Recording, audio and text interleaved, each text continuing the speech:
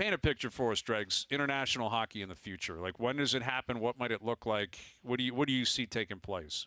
Well, I mean, they keep inching towards the World Cup in 2025, but it doesn't seem like they're.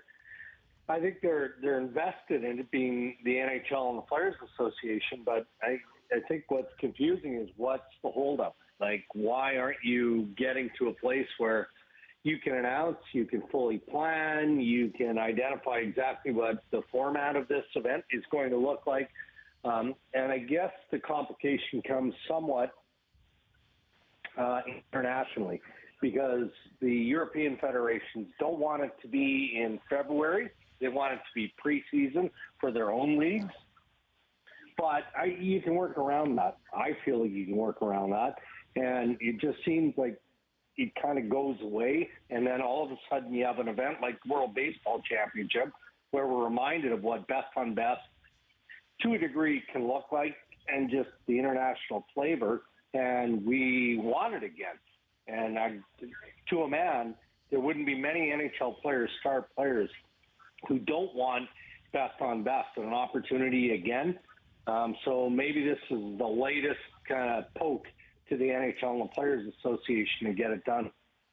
Yeah, and I'm assuming Russia factors into this a little bit too, Dregs. Like, you can't have them in the tournament, or they're not going to have them in the tournament. Yeah, but don't go around and make it some goofy team because they're not there. Right. No. Right. And that is a problem. There's no question about that. And as we know, the IIHF doubled down after their meetings in Budapest, right, where they've extended the expulsion of Belarus and Russia through 23-24. But, could you not have come out well in advance and said, look, we want to see what the landscape looks like.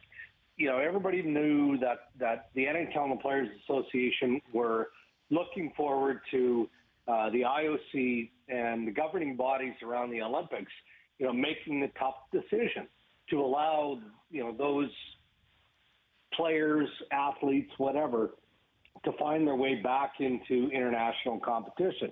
And it looked like that was the direction it was heading, right? Like, maybe it wasn't the IOC, but I'm thinking of the report that was, a month or two ago that came out that indicated that in some form these athletes were going to be allowed back on the Olympic stage.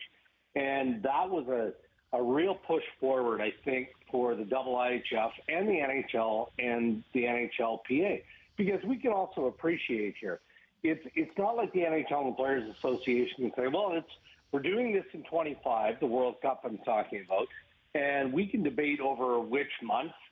Obviously, the National Hockey League has a favored month. The IIHF and the federations have their own month. I think the bigger problem comes, and we can all understand this, when you've got these European federations that go, okay, well, we don't really care what the IOC or those governing bodies are doing from a hockey perspective. No. If we're Sweden, if we're Czechia, if we're Finland, go down the list. We're not going to support having, an event that is going to bring those athletes back into play. So it's a very convoluted process for sure.